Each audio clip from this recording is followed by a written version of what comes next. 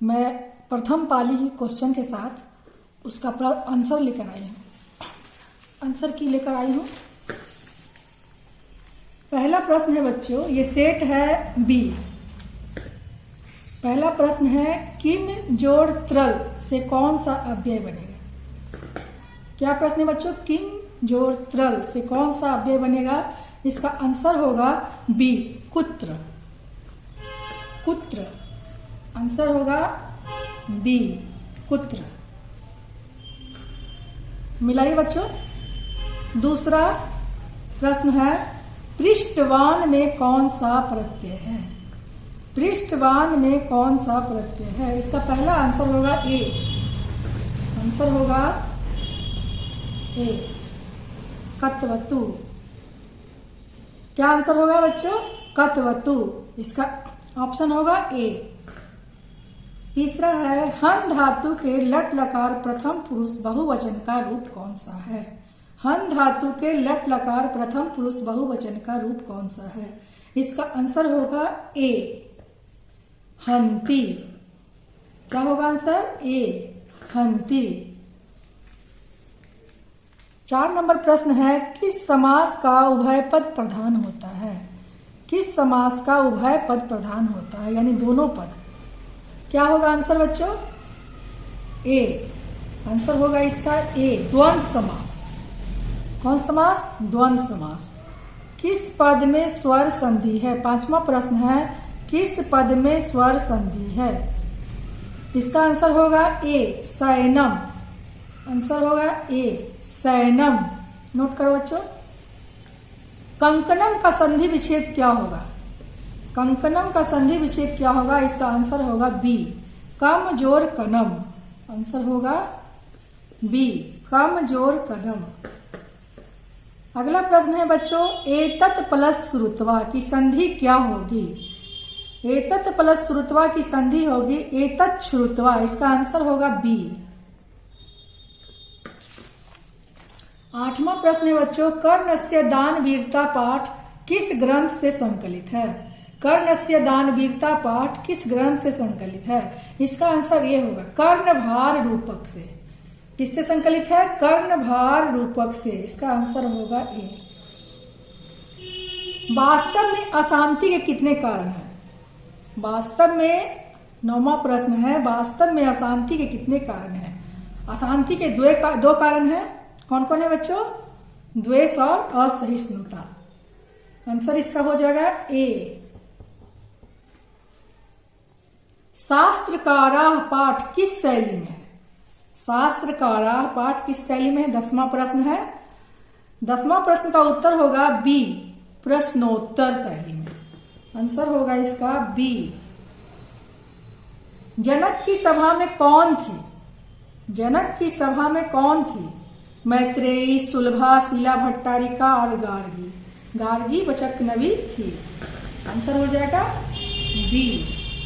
कौन थी, गार्गी। 12वां प्रश्न है बच्चों मधुरा विजयम किसकी रचना है। मधुरा विजयम गंगा देवी की रचना। इसका आंसर होगा सी। क्या होगा आंसर, सी। मिलाइए इसको। मधुरा विजयम किसकी रचना है, गंगा देवी की। 13वां प्रश्न है विशाल संस्कृत साहित्य किसके द्वारा संवर्धित है। विशाल संस्कृत साहित्य किसके द्वारा संवर्धित है। शास्त्रकारों के द्वारा संवर्धित है। इसका आंसर होगा बी। भारत महिमा पाठ में पुराणों से कितने पद संकलित हैं। भारत महिमा पाठ में पुराणों से कितने पद संकलित हैं, 5। इसका आंसर होगा ए। भारत महिमा पाठ में गायंती देवा किल गीतकानी पद्य किस पुराण से संकलित है, अग्नि पुराण से। आंसर होगा बी।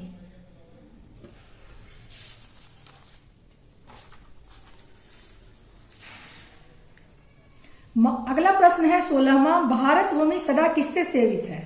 भारत भूमि सदा किससे सेवित है। सागरों से भी है, नदियों से भी है, पर्वतों और झरनों से भी है। अगला प्रश्न है 16वां भारत भूमि सदा किससे सेवित है। इसका ऑप्शन है ए में सागरों से, बी में नदियों से, बी में पर्वतों और झरनों से, सी में नदियों से और इनमें से सभी। तो भारत भूमि में तो सागर भी था, पर्वत और झरना भी था और नदियां भी था, इस जो पद थे। तो इसका आंसर हो जाएगा डी, इनमें से सभी। गर्भाधान संस्कार का प्रयोजन क्या है? अगला प्रश्न है बच्चों, गर्भाधान संस्कार का प्रयोजन क्या है? पहला इसका ऑप्शन है गर्भ रक्षा, दूसरा गर्भवती की रक्षा, तीसरा गर्भस्थ शिशु में संस्कारारोपण और चौथा इनमें से सभी। इसका भी आंसर यही होगा, इनमें से सभी, डी। नद्यः समुद्रे अस्तम गच्छन्ति, रेखांकित पद का अगला प्रश्न है, नद्यः समुद्रे अस्तम गच्छन्ति, रेखांकित पद का प्रश्न निर्माण निम्न में से कौन होगा? प्रश्न निर्माण निम्न में से कौन होगा? इसका आंसर होगा ए, यहां के होगा। मिथिला में वीरेश्वर कौन थे? मंत्री थे, इसका आंसर होगा ए, कौन थे? मंत्री थे वीरेश्वर। अगला प्रश्न है 20, गोल घर कहाँ है? ये भी कोई पूछने वाली बात है, पटना में है क्या बच्चों? आंसर होगा, ये तो सब लोग बनाए होंगे, गोल घर कहाँ है? आंसर होगा बी। अगला प्रश्न है, अलसा नाम कथा का समस्त पद क्या होगा? अलसा नाम कथा का समस्त पद क्या होगा? इसका तो शीर्षक ही है अलस कथा, अलसा नाम कथा, ये होगा बी, आंसर होगा बी।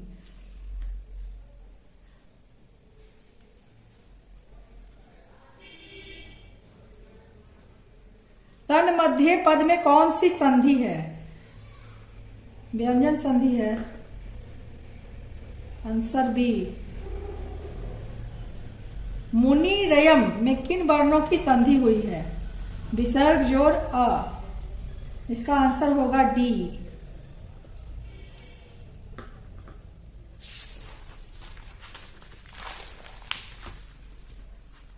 अगला प्रश्न है 24वां, पित्रादेश का सही संधि विच्छेद क्या है?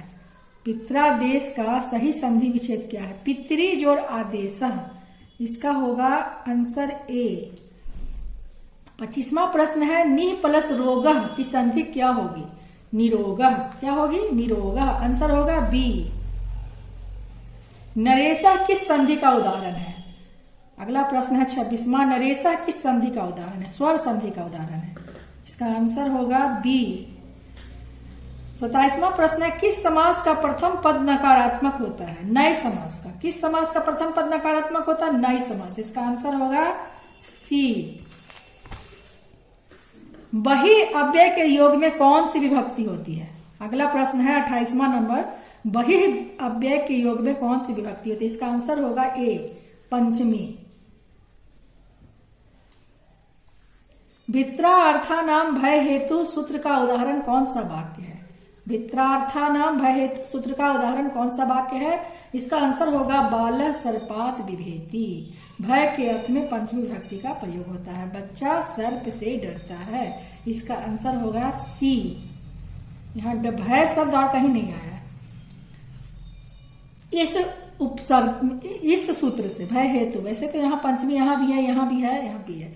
बी उपसर्ग किस शब्द में है? 30वां प्रश्न है, बी उपसर्ग किस शब्द में है? इसका उत्तर होगा बी, विवाह, बी होगा, इसका आंसर क्या होगा? बी। अंत्येष्टि संस्कार कब होता है? सॉरी, अंत्येष्टि संस्कार कब होता है? मृत्यु के बाद होता है अंत्येष्टि संस्कार, जिसे हम श्राद्ध भी कहते हैं, इसका आंसर होगा ए। मिलाते जाइए बच्चों।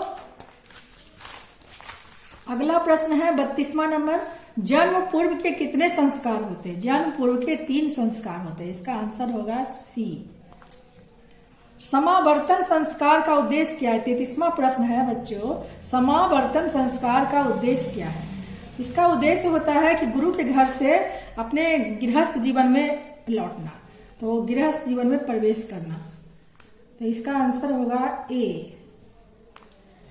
क्या होगा बच्चों? ए।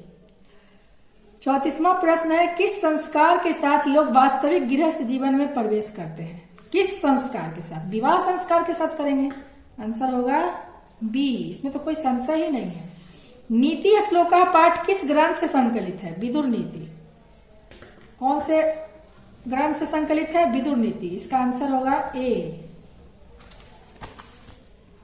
विद्या की रक्षा किससे होती है? योग से। विद्या की रक्षा किससे होती है बच्चों? योग से। आंसर होगा सी। नीति श्लोका पाठ के आधार पर सुख देने वाली क्या है? अहिंसा। क्या है बच्चों? अहिंसा। इसका आंसर होगा डी। नीति श्लोका पाठ में कितने श्लोक हैं? 10 श्लोक है। इसका आंसर होगा बी। राम प्रवेश राम को, अगला प्रश्न है 39वां, राम प्रवेश राम को छात्रा नाम अध्ययनम तपा का उपदेश किसने दिया था? उनके गुरुओं ने दिया था। तो इसका आंसर होगा सी। 39वां प्रश्न का आंसर होगा सी। अगला प्रश्न है बच्चों 40वां, राम प्रवेश राम का जन्म किस गांव में हुआ था? भिखन टोला में। कहां हुआ था बच्चों? भिखन टोला में। इसका आंसर हो जाएगा डी। जब अलसशाला में आग लगी तब कौन भाग गया? जो वहां जो धूर्त तो आलसी लोग थे वो भाग गए थे। तो इसका आंसर हो जाएगा सी। सिख संप्रदाय के 10वें गुरु कौन थे? गुरु गोविंद सिंह। इसका आंसर हो जाएगा उत्तर ए। इसका आंसर हो जाएगा उत्तर ए। हम सबों में भारतवर्ष के प्रति क्या होनी चाहिए? देशभक्ति होनी चाहिए। इसका उत्तर हो जाएगा डी। किशोरी में कौन सा प्रत्यय है? किशोरी में इंगीप प्रत्यय है। कौन सा प्रत्यय है? इंगीप प्रत्यय। से का आंसर हो जाएगा सी। ज्ञान प्लस मतुप से कौन सा पद बनेगा? मतुप प्रत्यय लगने पर कौन सा पद बनता है? ज्ञानवान। इसका आंसर हो जाएगा ए। सानच प्रत्यय का उदाहरण कौन है इसमें से? तो इसमें वर्तमान, सानच में मान बचता है तो वर्तमानम। आंसर हो जाएगा डी। नमन में कौन सा प्रत्यय है? नमन में सत्री प्रत्यय है। इसका आंसर हो जाएगा बी। 47 नंबर प्रश्न है जिसमें आया है नमन में कौन सा प्रत्यय है? इसका आंसर हो जाएगा बी। ठक प्रत्यय से 48वां प्रश्न, ठक प्रत्यय से कौन सा पद बना है? धार्मिक। कौन सा पद बना है बच्चों? धार्मिक है। इसका आंसर हो जाएगा डी। भवेत किस प्रकार का रूप है? किस लकार का? भवेत किस लकार का रूप है? 49वां प्रश्न है। भवेत विधिलिंग का रूप है। इसका आंसर हो जाएगा सी। वाची में कौन सी विभक्ति है? वाची में सप्तमी विभक्ति है। इसका आंसर हो जाएगा बी। नोट करो बच्चों बी। 50वां प्रश्न जो है वाची, वाची में कौन सी विभक्ति है? उसका आंसर है बी। प्रश्न के नंबर से कोई फर्क नहीं पड़ता है बच्चों, इसलिए कि सबका सेट अलग अलग है। प्रश्न को ठीक से सुनिए और उसका आंसर भी साथ में सुनिए। बी में है सप्तमी। इस तरह से ध्यान दीजिएगा। 49वां प्रश्न था उसमें सी बताए थे विधिलिंग। 50वां बाची में कौन सी विभक्ति है? सप्तमी विभक्ति है। इसका आंसर हो जाएगा बी। स्वर्णमय 51वां प्रश्न है, स्वर्णमय पात्र से किसका मुंह ढका हुआ है? स्वर्णमय पात्र से सत्य का मुंह ढका हुआ है। तो सत्य कहाँ है? बी ऑप्शन में है। तो इसका आंसर हो जाएगा बी। चंचल पद में कौन सी संधि है? चंचला। चंचला पद में 52वां प्रश्न है। चंचला पद में कौन सी संधि है? चंचला पद में व्यंजन संधि है। इसका आंसर हो जाएगा ए। 53वां, किसमें पद अपनी अपनी विभक्तियों को छोड़कर मिलते हैं? किसमें पद अपनी अपनी विभक्तियों को छोड़कर मिलते हैं? समास में। इसका उत्तर होगा बी, समास। 54वां प्रश्न है प्रजातंत्रम का विग्रह क्या होगा? प्रजातंत्रम का विग्रह क्या होगा? प्रजा नाम तंत्रम।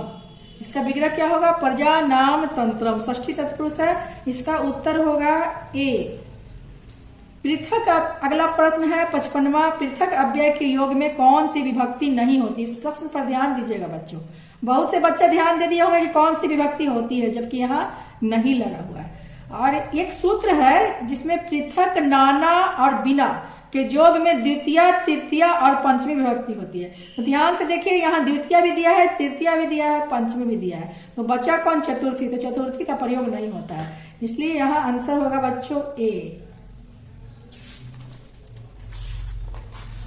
नेक्स्ट प्रश्न है बच्चों 56वां,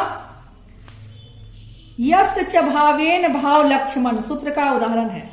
यस च भावेन भाव लक्ष्मण सप्तमी विभक्ति का सूत्र है। इसका उदाहरण कौन सा होगा? उदिते सूर्ये सगिरहम गतः है। इसका उत्तर होगा सी। निक्सा अव्यय के योग में कौन सी विभक्ति होती है? द्वितीय। निक्सा अव्यय के योग में कौन सी विभक्ति होती है? द्वितीया। इसका आंसर होगा डी। संभवम पद में कौन सा उपसर्ग है? बच्चों 58वां प्रश्न है, संभवम पद में कौन सा उपसर्ग है? सम उपसर्ग है। इसका आंसर होगा ए। 59वां प्रश्न है, धनुषा में मूल शब्द क्या है? धनुषा में मूल शब्द धनुष होगा। इसका उत्तर होगा बी। अस्थि किस धातु का रूप है? अस धातु का रूप है। आंसर होगा ए। अस्थि कौन सा धातु का रूप है बच्चों? अस का। तस्मिन पद का मूल रूप क्या है? तस्मिन पद का मूल रूप है तत्। इसका आंसर होगा ए। तस्मिन पद का मूल रूप क्या है? तत्। ए होगा। 61वां प्रश्न। 62वां, निवेदनम पद में उपसर्ग क्या है? निवेदनम पद में नी उपसर्ग है। इसका उत्तर होगा डी। किस पद में, 63वां प्रश्न है, किस पद में परि उपसर्ग है? परिणामम। किसमें है परि उपसर्ग? परिणामम। आंसर होगा ए। नेक्स्ट क्वेश्चन बच्चों 64वां, किस वाक्य में सप्तम्य अधिकरणे च सूत्र से सप्तमी विभक्ति हुई है? किस वाक्य में सप्तम्य अधिकरणे च सूत्र से सप्तमी विभक्ति हुई है? तिलेषु तैलम भवति। इसका आंसर होगा बी। इसका आंसर होगा बी। अनंतरम अव्यय के योग में कौन सी विभक्ति होती है बच्चों? अनंतरम अव्यय के योग में पंचमी विभक्ति होती है। इसका उत्तर होगा डी। अनंतरम अव्यय के योग में पंचमी विभक्ति होती है।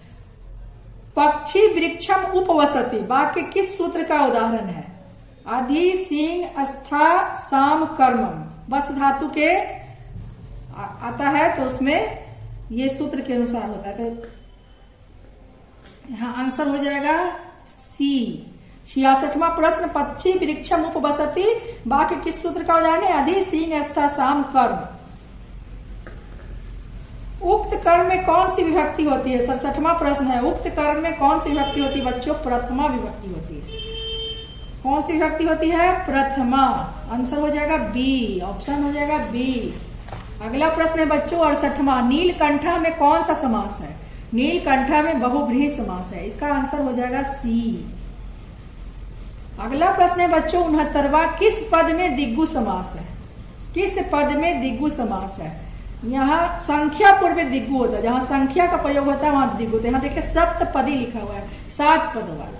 यहाँ संख्या आ गया, इसलिए इसका ऑप्शन होगा डी। आंसर क्या होगा बच्चों? डी। किस समास का उत्तर पद प्रधान होता है? तत्पुरुष समास का उत्तर पद प्रधान होता है। तो इसका आंसर हो जाएगा ए। उत्तर पद यानी बाद का पद होता है।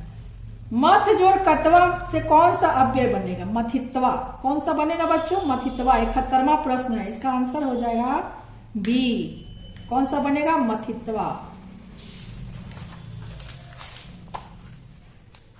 सर्वदा में कौन सा तद्धित प्रत्यय है? 72वां प्रश्न है बच्चों, सर्वदा में कौन सा तद्धित प्रत्यय है? दा। इसका आंसर हो जाएगा सी। इसका आंसर क्या हो जाएगा बच्चों? सी। रजकह का स्त्रीलिंग रूप क्या होगा? रजकह। रजकह का रजकी होगा, जो ऑप्शन आया है डी में। आंसर में हम डी लिखेंगे। 73वां प्रश्न में आंसर में डी लिखेंगे, रजकी।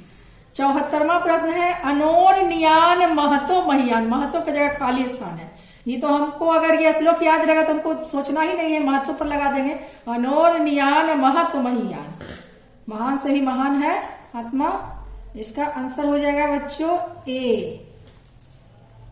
मंगलम पाठ में कितने मंत्र हैं? 5 है। मंगलम पाठ में कितने मंत्र है? 75वां प्रश्न है, 5। तो इसका आंसर क्या हो जाएगा बच्चों? ऑप्शन क्या हो जाएगा? बी। 76वां प्रश्न है, पटना में हमेशा युद्ध, आग और बाढ़ का भय रहेगा। ये किसने कहा था? भगवान बुद्ध बोले थे। कौन बोले थे? भगवान बुद्ध। इसका आंसर हो जाएगा ए। काव्य मीमांसा के कवि कौन है? काव्य मीमांसा के कवि राजशेखर है। इसका आंसर हो जाएगा कौन सा ऑप्शन है? बी। 77वां प्रश्न है, काव्य मीमांसा के कवि कौन है? राजशेखर। अगला प्रश्न है 78वां, अलस कथा पाठ किस ग्रंथ से संकलित है? पुरुष परीक्षा नामक ग्रंथ से संकलित है अलस कथा। तो ये ऑप्शन किस में आया है? सी में आया है, इसलिए इसका आंसर हो जाएगा बच्चों सी। अलस कथा कैसी कथा है? व्यंग्यात्मक कथा है। कैसी कथा है बच्चों? व्यंग्यात्मक, उसमें व्यंग दिखाया गया, तो 79 का हो जाएगा डी।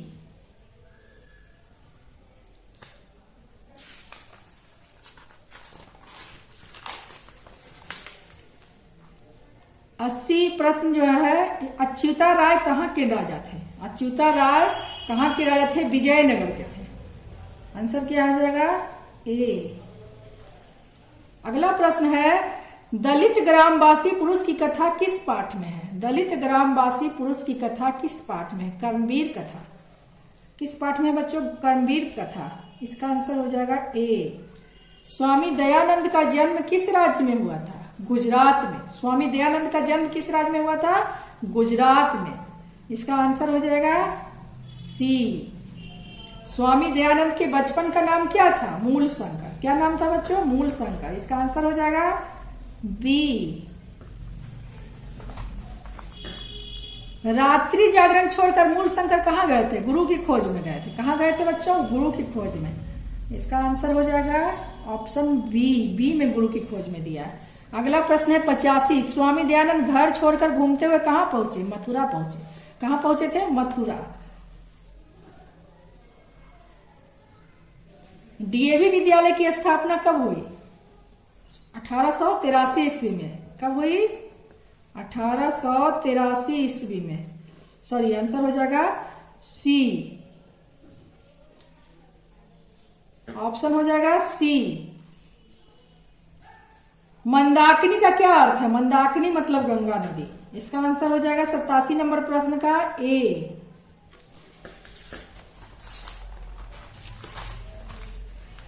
88 प्रश्न 88, मंदाकिनी वर्णनम पाठ में कहाँ की गंगा का वर्णन है? चित्रकूट की।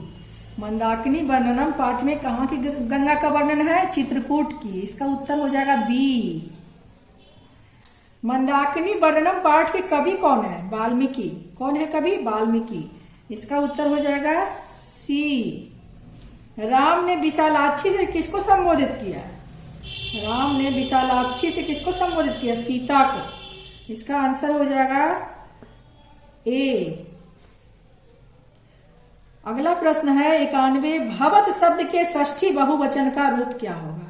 भवत शब्द के षष्ठी बहुवचन का रूप होगा भवताम। इसका आंसर हो जाएगा डी। अगला प्रश्न है 92, तिष्ठति में धातु क्या है? आस्था धातु है। परिवर्तनशील धातु है, आस्था का तिष्ठ हो जाता है। इसका उत्तर होगा ए। तुमुन प्रत्यय से बना अव्यय कौन सा है? 93 नंबर प्रश्न है, तुमुन प्रत्यय से बना अव्यय कौन सा है? हंतुम। कौन सा है? हंतुम। ये ऑप्शन आता है बी में, इसलिए इसका उत्तर होगा बी। 94 प्रश्न है, नंबर 94 नंबर का, राघवा में कौन सा तद्धित प्रत्यय है? राघवा में कौन सा तद्धित प्रत्यय है? इसका उत्तर होगा बच्चों सी।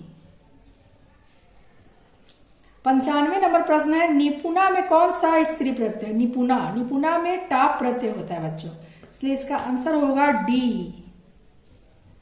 क्या होगा? डी। डी में टाप है। अगला प्रश्न है 96, व्याघ्र पथिक कथा किस ग्रंथ से संकलित है? हितोपदेश से। किस ग्रंथ से संकलित है? हितोपदेश से। इसका उत्तर हो जाएगा बच्चों ए। अगला प्रश्न है 97, बाघ के हाथ में क्या था? बाघ के हाथ में कुश था। इसका उत्तर हो जाएगा सी। व्याघ्र पथिक कथा में अगला प्रश्न है 98, व्याघ्र पथिक कथा में कुत्र तब कंकणम किसका कथन है? जब पथिक जाता है व्याघ्र के पास, उसकी बात में जाता है, तब क्या बोलता है? कुत्र तब कंकणम, तुम्हारा कंगन कहाँ? तो ये पथिक बोला है। इसका मतलब इसका आंसर हो गया बी। यहां भी था, बाघ के हाथ में क्या था? कुश हस्ते सरस तीरे, हाथ में कुश लिए हुए था। 99 नंबर प्रश्न है, किसके बिना ज्ञान भार है? ज्ञानम भार है क्रियाम बिना। किसके बिना? क्रिया के बिना। इसका आंसर हो जाएगा ए। क्रिया के बिना ज्ञान जो है भार स्वरूप है। अगला प्रश्न है 100 नंबर जो है, अंतिम प्रश्न है, साधु का स्त्रीलिंग रूप क्या होगा? इसका उत्तर होगा डी। Answer D, Sadhvi. क्या होगा? साध्वी। ये आपका प्रश्न 100 ऑब्जेक्टिव जो है वो समाप्त होता है। मैंने उसका सटीक उत्तर देने का प्रयास किया है। अगर आपको किसी भी उत्तर में लगे कि ये उत्तर नहीं दूसरा उत्तर होगा तो आप कमेंट बॉक्स में जरूर लिखिएगा, मेरा भी ज्ञान बढ़ेगा। और बच्चों, अगर आपको जिसने भी मेरा क्लास किया होगा, अगर आपको मेरी पढ़ाई अच्छी लगती हो तो कृपया अपने से नीचे वाले छात्रों तक पहुंचा देंगे मेरे वीडियो को। धन्यवाद बच्चों।